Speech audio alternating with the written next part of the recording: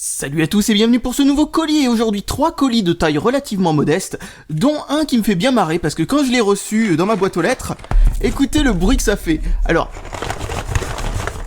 je sais pas si on m'a envoyé des Lego, un truc comme ça, mais c'est magnifique. Donc je vais d'abord commencer par celui-là. Je crois que j'ai donné un coup dans le micro, j'espère que ça s'est pas entendu. Alors, dedans, croyez-le ou non, mais il y a du remblai, mais c'est totalement insuffisant. Donc, essayons de sortir ce qu'il y a là-dedans. Donc, comme vous l'avez entendu, tout bouge. Donc, nous avons une souris. Une souris de quoi? De chez Dacomex. Tiens, c'est Bob Morris qui m'envoie ces trucs. C'était un produit nettoyant pour PC qu'il avait montré de cette marque. Donc voilà, c'est une souris Dacomex. Je connaissais pas cette marque personnellement. Donc qu'est-ce que c'est que ça ensuite? Nous avons un petit truc où il y a rien qui bouge dedans. Tiens, bah, voilà, ok. Qu'est-ce qu'il y a d'autre ensuite? Oh là là là là là. C'est difficile ces espèces de longues poches. Une petite webcam. Et qu'est-ce que c'est ensuite qui bouge et qui fait ce magnifique bruit de plastique? Ok, c'est peut-être des accessoires pour la webcam, je suppose. Enfin, je suppose que c'est une webcam. Hein. Ensuite, oh là là là là là là, c'est... en fait, j'aurais dû tout renverser sur la table, mais malheureusement, c'est tellement agencé n'importe comment mes trucs. Alors... Ah, il en reste encore. Qu'est-ce que c'est? Oh là là là là là là là là. Bon, si vous voyez pas, là, je suis en train de faire un petit peu comme dans Motus, quand ils essayent de pas choper la boule noire, là. C'est génial, ce genre d'emballage. Oh! Alors, je ne sais pas si ça faisait partie, donc, de ce qu'il y avait dans le colis, mais en tout cas, j'ai trouvé ça par terre aussi ensuite, donc c'est possible. Des oreillettes no-name, a priori, hein. Ils ressemblent de manière assez impressionnante à des oreillettes qui étaient données avec un faux Galaxy S quelque chose, que j'ai pu toucher il y a pas longtemps. Attends, je regarde s'il y a un autre truc par terre. Non, il y a rien. Donc ensuite, il y a ça. Un unique truc de joystick. Ok, bon, pourquoi pas. Il y a ce truc-là, donc... Et oui, en effet, ça a l'air d'être une webcam qui se met comme ça sur une espèce de bouboule. Je sais pas comment c'est censé fonctionner, ça. Comment c'est censé marcher? C'est magnétique, c'est quoi? Non, je crois qu'on a la réponse, c'est pourri. Ah non, d'accord, c'est qu'il faut l'enfoncer d'abord. Ok, d'accord. Donc en fait, c'est tout simplement basé sur la friction. Ok, bah ça fait une petite webcam. Ensuite, nous avons une petite clé USB Wi-Fi N. Je ne sais pas du tout ce qu'elle vaut, mais ça c'est... elle est faite par une marque, celle-là, ou... Non, c'est totalement no-name. Une petite carte Wi-Fi, a priori, qui se met en PCI Express interne pour le mini PCI Express, là, pour les ordinateurs portables. Et c'est une Realtek RTL... RTL comme la radio, non je déconne, c'est juste l'abréviation de Realtek, 8188 CE comme la norme, non, beaucoup trop de coïncidences avec la marque Realtek aujourd'hui. Donc une barrette de RAM DDR1 je suppose, avec des puces Samsung, et une barrette de RAM DDR1 de chez Max Data avec des puces de la marque Elixir. Ah oui, bien entendu, je vais avoir 2 tonnes de commentaires me disant que c'est pas Elixir, c'est Elixir, mais non, c'est Elixir, c'est juste que ça s'est légèrement effacé sur certaines, je ne sais pas pour quelle raison, là on le voit bien. Bon, alors, hop, on va mettre ça de côté, une souris, et ensuite nous avons ça. Ça semble être le plat de résistance. Tiens, d'ailleurs, je tiens à préciser que j'ai pas vu de lettres à l'intérieur du colis, je vais vérifier une nouvelle fois. Non, je confirme, il y a visiblement pas de lettres dans ce colis, à moins qu'elle soit là-dedans, hein. Donc, hop, on va enlever le scotch qui se trouve là, et nous avons... mais qu'est-ce que c'est que ça? Est-ce que c'est un officiel? Est-ce que c'est une contrefaçon? Ça, c'est la bonne question. Et nous avons des bouts de plastique. Ils viennent d'où, les bouts de plastique? Je me pose la question, d'où viennent les petits bouts de plastique qui sont là? Nous avons un bout c'est même pas une nappe, hein, c'est juste un bout de scotch avec les boutons volume plus, volume moins. Ah ouais, qui manque là en effet, donc a priori oui, ok. L'écran pété, hein, bien entendu. Ça vous l'avez vu, hein, c'est pour ça que je dis bien entendu, je veux dire, j'ai pas besoin de dire ça. Ensuite, une des vis, ok, et en dessous, nous avons rien à part un autocollant Apple. Ok, et c'est tout. Donc je sais pas ce que c'est que cette boîte, ça fait pas très officiel du tout, et je sais pas ce que c'est que ce téléphone, parce que ça fait pas très officiel non plus. Ah, je crois savoir d'où viennent les bouts de plastique. Ils viennent visiblement des côtés ici, là. Il manque un bout de plastique, et de l'autre côté, il en manque un deuxième. Alors je sais pas si c'est parce qu'il a été... Enfin, si cette machine a été démonté en essayant de le démonter par le devant, ou je ne sais pas. Je me suis jamais interrogé sur exactement comment ça se démonte en fait. Bon bah voilà un bon petit projet démontage en perspective. Alors un truc que je me demande, c'est d'où sort cette boîte. Je sais pas, c'est vraiment une... Oh, il a dû trouver une boîte qui faisait à peu près la bonne taille, alors il l'a mis dedans. Bon, ben voilà, allez hop, on va voir ce qu'il y a maintenant dans un autre colis, et on va... Enfin, en tout cas, ce téléphone va faire un beau petit projet démontage, et si c'est quelque chose qui vaut le coup d'être réparé, un petit projet réparation. Donc, hop, je mets ça de côté, et je mets toutes les pièces qui vont avec ensemble. Ensuite, deuxième colis, une boîte tout ce qu'il y a de plus classique. Je vais ouvrir ça et on va voir ce qu'il y a dedans. Alors, ce deuxième colis vient avec une énorme lettre. Donc, il y a marqué « Salut Fabien, je t'envoie comme promis ce petit colis, je vide ce que j'ai trouvé chez moi. Tu y trouveras la splendide et magnifique tablette 7 pouces Logicom. Tu vas la trouver tellement bien que même les grandes marques iront se cacher de honte d'exister. Par honte d'exister, oui d'accord. Je lis toujours de Traviole. Bon, alors à moins que ce ne soit le contraire. J'espère qu'elle aura droit à sa propre vidéo test et démontage, etc. etc. Oh, bah oui, bah on verra bien, ça... Si elle marche en tout cas, parce que le problème c'est que les tablettes Logicom, j'en ai eu 2, donc des 9 pouces, et à chaque fois je me suis dit, bon on va essayer d'en faire une vidéo, etc. Et quand j'ai vu ça, oh non quand même, non, ça m'a, franchement non. Donc, défauts constatés, câble duo, bon bref, toute une liste de défauts que je vous laisse lire si besoin, aussi inclus quelques autres petits trucs, et ensuite, il me parle de quelques trucs à propos du nouveau processeur Mediatek, etc. Merci pour tout, à bientôt, et sa chaîne YouTube qui se trouve en dessous, Julien Gamer 32. Donc hop, je mets ça de côté et je vais regarder ce qu'il y a dedans. Alors première chose, une petite barrette de RAM de chez Infineon, une barrette de RAM DDR1 pour ordinateur portable avec son joli écran on va dire. Et de l'autre côté nous avons exactement la même chose une deuxième fois. Ensuite nous avons quoi? Ah, oh, alors ça c'est génial. Alors ça, bon, vous allez me dire, ah, encore un câble vidéo, etc. Non, ce n'est pas le cas. Ce câble-là, c'est un câble de lecteur de disquette qui contient... Alors déjà, vous voyez qu'on peut mettre plein de lecteurs de disquettes dessus. Nous avons l'espèce de twist là, c'est-à-dire cette espèce d'inversion qui permet de pouvoir relier un lecteur de disquette. Il faut inverser le câble à partir d'un moment pour... je ne sais plus pour quelle raison exactement, mais c'est technique. Et là, nous avons cette espèce de port mâchoire pour les très vieux lecteurs de disquettes, comme les lecteurs de disquettes 5 pouces, je sais plus combien, 5 pouces et demi, enfin celles qui sont très molles, et qui, enfin bon bref, les très anciennes disquettes, utilisaient cette espèce de port très différent, et ce genre de câbles sont pas faciles à trouver, Enfin, sauf bien entendu si on trouve le vieux PC qui va avec, c'est plus facile comme ça, mais en tout cas le trouver séparément n'est pas facile. Nous avons ensuite 2 petits ventilateurs de chez Antec, qui... Oh, putain, les câbles sont extrêmement fins. Je sais pas du tout si les ventilateurs marchent bien, le roulement a l'air d'avoir un peu de jeu, mais comme c'est un roulement à billes, c'est pas facile à dire. Donc, parce que les roulements à billes, c'est normal que ça ait du jeu. Ensuite, nous avons cette chose-là, oups, il y a le carton qui est sur mon genou qui est en train de se casser la gueule. Nous avons cette chose-là qui est un câble pour avoir le son analogique venant des lecteurs CD-DVD. Autrefois, il fallait un câble donc supplémentaire, maintenant ça se fait plus vraiment, pour avoir le son analogique du CD et donc avoir la meilleure qualité son possible. Maintenant, ça ne sert plus à grand chose, vu que, bon, il y a un protocole différent qui permet de faire ça sans avoir à passer par là.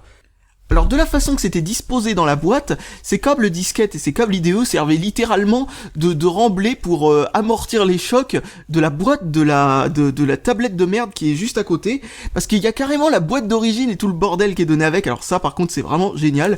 Par contre, tous ces câbles-là, comme je le disais, je n'en ai plus besoin.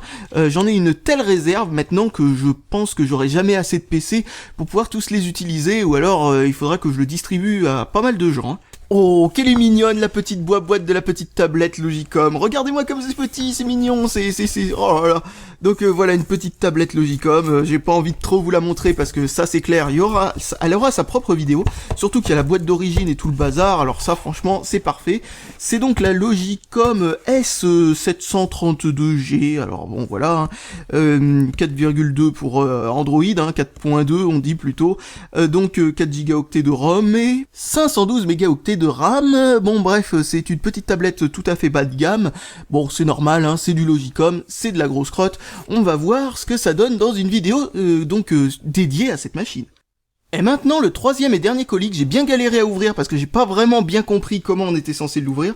Donc nous avons un tout petit ventirad pour des très très vieux processeurs. Habituellement c'était collé dessus ça d'habitude. Donc je sais pas pourquoi il est venu avec. Bah c'est pas grave. Donc un tout petit ventirad.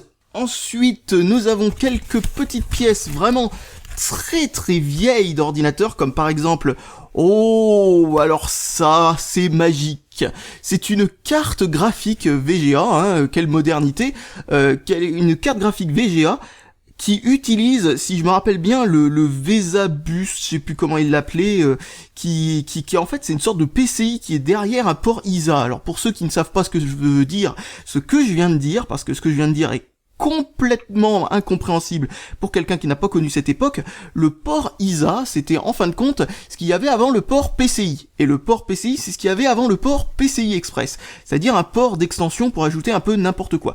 Et donc le port PCI, c'est un port qui ressemble à ça, sauf qu'il se trouve là, sur la carte.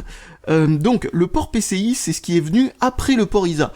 Et bizarrement, avant la sortie du port PCI, ils se sont amusés à faire un port spécial carte graphique, qui fait pas que les cartes graphiques, hein, il fait aussi les contrôleurs IDE, ce genre de trucs, qui donc, ça c'est le port ISA, c'est-à-dire le bon vieux port d'extension pour par exemple une carte son, des trucs comme ça.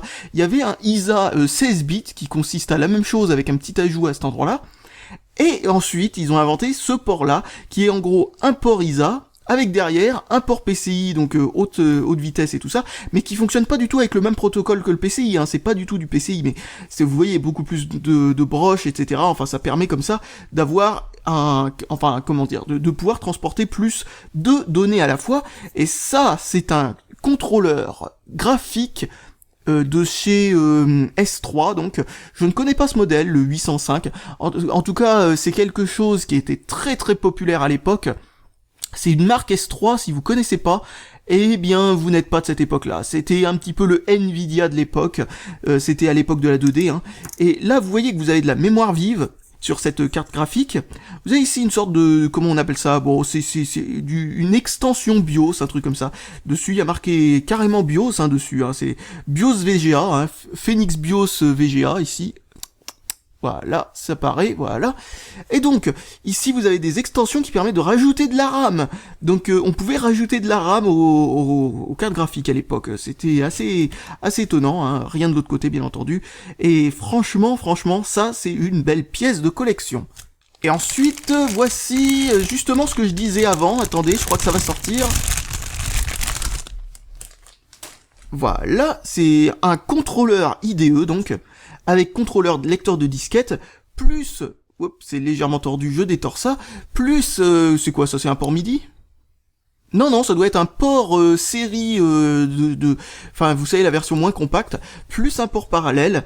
Donc voilà, c'est une carte I/O, parce que autrefois ça n'était pas intégré à la carte mère, c'était une carte supplémentaire à ajouter, et on pouvait upgrader cette partie-là sans changer tout le PC.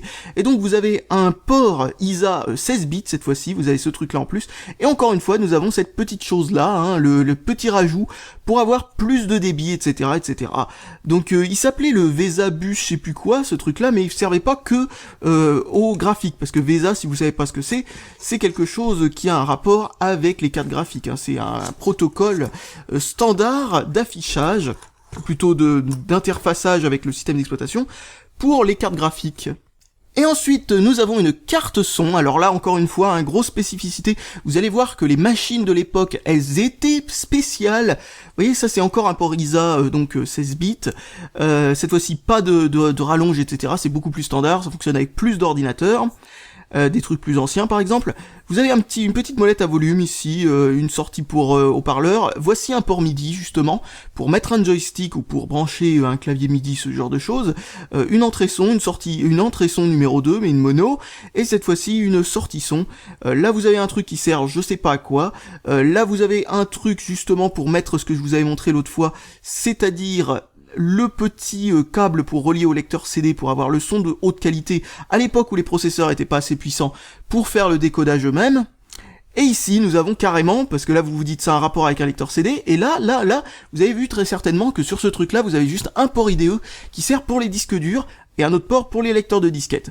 Le lecteur CD se branchait sur la carte son à l'époque. Comme vous le voyez, port IDE pour carte son sur la carte son permet de brancher. Donc c'est du grand n'importe quoi, hein. C'est-à-dire que vous avez le lecteur CD branché sur la carte son qui va ensuite vers la carte mère. C'est un peu bizarre, mais pourquoi pas, hein. C'était l'époque. Et en plus de ça, c'est que ça n'était pas forcément standard. C'est-à-dire qu'en fin de compte, vous branchez quelque chose à cet endroit-là, ça n'est pas détecté comme un contrôleur IDE classique. Donc Windows, les versions récentes, et même les versions de l'époque, avaient besoin d'un pilote pour le détecter. Sinon, le lecteur CD, pas de problème, ça ne marche pas du tout. Et en plus de ça, pour rajouter à la complexité de l'affaire, on ne pouvait pas démarrer sur le lecteur CD à l'époque. Il fallait une disquette pour démarrer sur le lecteur CD. Et encore une fois, même avec cette disquette, ça fonctionnait pas à tous les coups. Et maintenant, le clou du spectacle. Voici la carte mère. La carte mère, bon bah vous la voyez pas en entier, c'est dommage. Je vous prendrai une photo. Donc la carte mère avec son fameux ventirad qui s'est décollé. Donc, bon, le ventirad n'est pas indispensable non plus, c'est pas sûr, hein, il y a des modèles où c'est indispensable. Donc, qu'est-ce que je disais? Oui, donc, génial cette carte mère, vraiment génial, parce qu'il y a plusieurs choses que je peux vous dire là-dessus. C'est littéralement de l'informatique du passé dans un seul composant, c'est magnifique. Donc là, vous avez... Si je ne dis pas de bêtises, hein, parce que je n'ai pas vérifié au préalable, mais a priori ça c'est de la mémoire cache, parce que autrefois le cache L2 n'était pas intégré au processeur, il y avait juste le cache L1. Ensuite, vous avez vu aussi que c'est de la colle pour coller le ventirad et pour... en fait c'est pas de la pâte thermique, c'est de la colle thermique, donc ça c'est aussi un autre truc qui s'est complètement perdu. Ici vous avez de la mémoire vive de type EDORAM, et la mémoire vive de type EDORAM c'est génial parce que ça ne se branche pas du tout comme les barrettes de RAM actuelles. En fait, ça ressemble plutôt à la façon de pouvoir brancher les barrettes de RAM qu'on utilise sur les ordinateurs portables. C'est-à-dire que, comme vous le voyez, voilà, vous mettez la RAM comme ça, vous la posez comme ça, vous la mettez bien en biais, voilà, et ensuite, clic, vous la basculez, et hop, c'est bon, la RAM est mise. Et là c'est pareil, sauf que ça c'est des RAM de type FPDIMM, c'est-à-dire l'ancienne génération, la génération bien moins performante. Vous avez le BIOS qui est bien entendu sur une puce que l'on peut déboîter, que l'on peut enlever. D'ailleurs vous voyez qu'il y a des pattes supplémentaires pour chacun de ces composants qui ne sont pas utilisés, alors aucune idée pourquoi. Ils ont utilisé des trucs un petit peu trop larges. Surtout que c'est génial, parce que quand on sait pas où il faut le mettre, on peut le mettre un tout petit peu trop haut, ou etc. Et donc, ça ne détectera pas la puce, tout simplement. Est-ce qu'il y a une... Ah ouais, tiens, il y a une pile dedans. Donc je sais pas de quand date la pile, mais quand je mettrai ce truc-là en stockage, etc., pour faire en sorte que ça puisse survivre à quelques générations, j'enlèverai la pile au cas où qu'elle fuit et qu'elle corrode tout ça, parce que ce genre de machine, on n'en trouve pas encore, on n'en trouve pas beaucoup à notre époque encore qui sont en état d'utilisation, donc ça serait bête de bousiller celle-là. Alors, regardez encore cette carte mère et vous allez voir qu'il y a quelques autres trucs assez sympathiques que l'on peut voir. Donc ces fameux ports ISA, 16 bits, qui sont bien entendu rétrocompatibles 8 bits, hein, ça se branche que dans cette partie-là si on met une carte 8 bits. Le fameux, la fameuse extension qu'il y a derrière, qui permet, bon vous voyez un petit peu la taille du port, hein, pour pouvoir brancher une carte graphique ou autre dedans, c'est juste faramineux quoi. Et donc qu'est-ce que l'on peut dire aussi de spécial? Ah oui, alors là oui, il y a un truc à dire. Ceci est le seul et unique port vers l'extérieur de la carte mère. Et ce port est tout simplement le port clavier.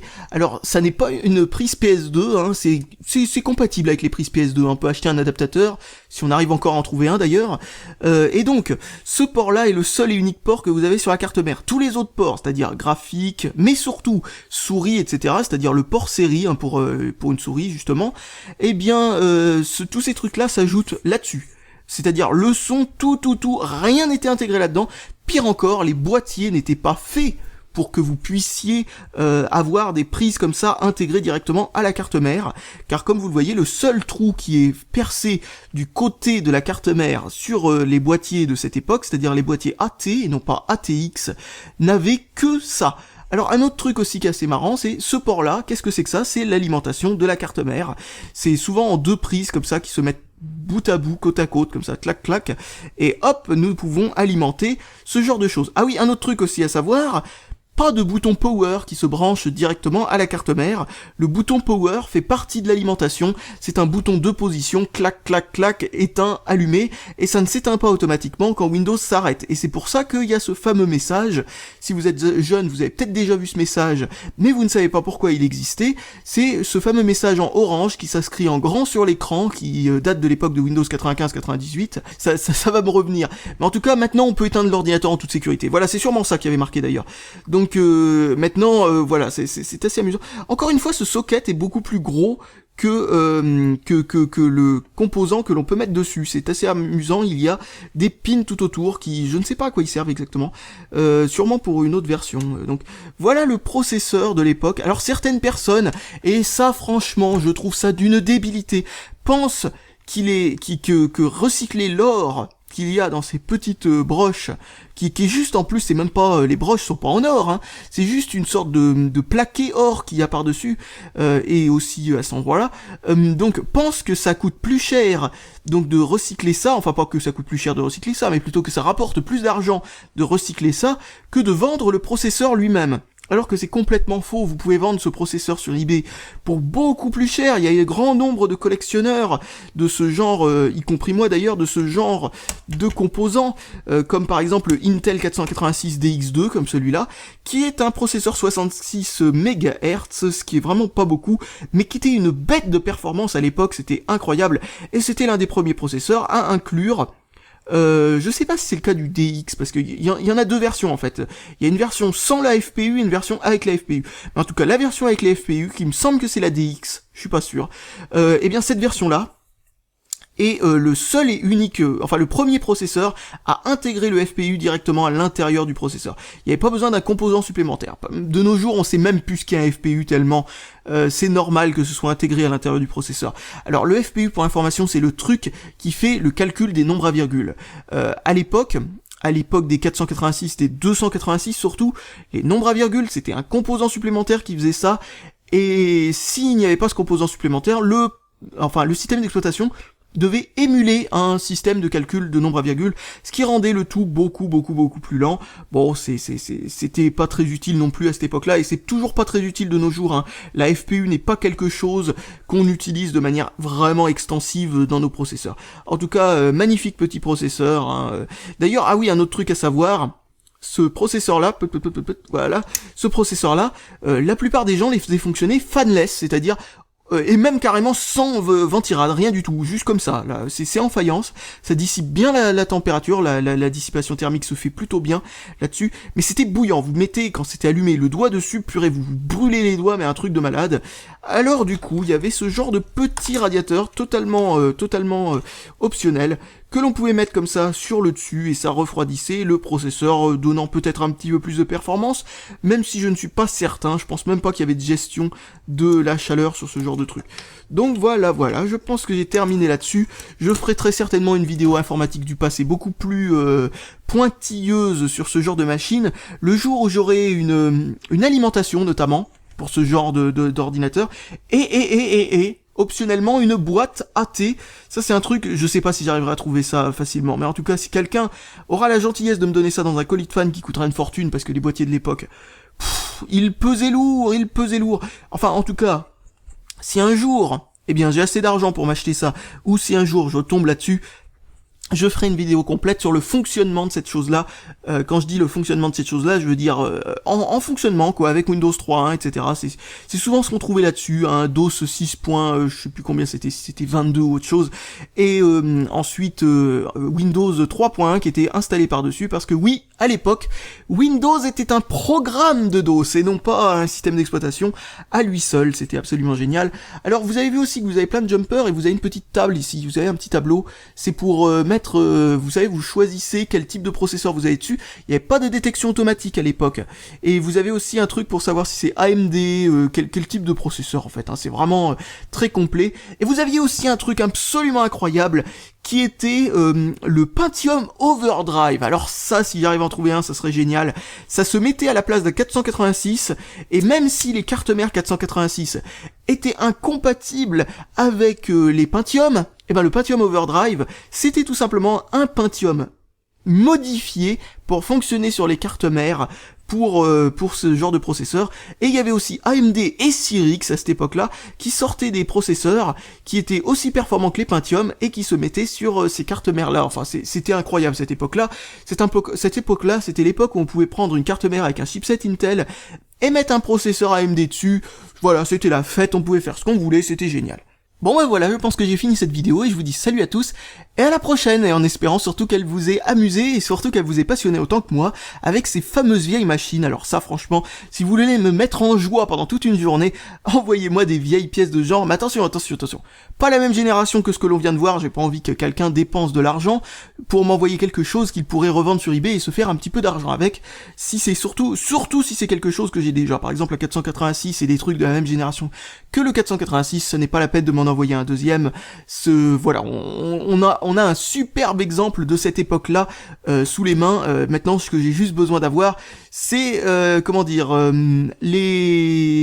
voilà, j'essaye de trouver le mot, mais ça veut pas venir. Attention, ça va venir.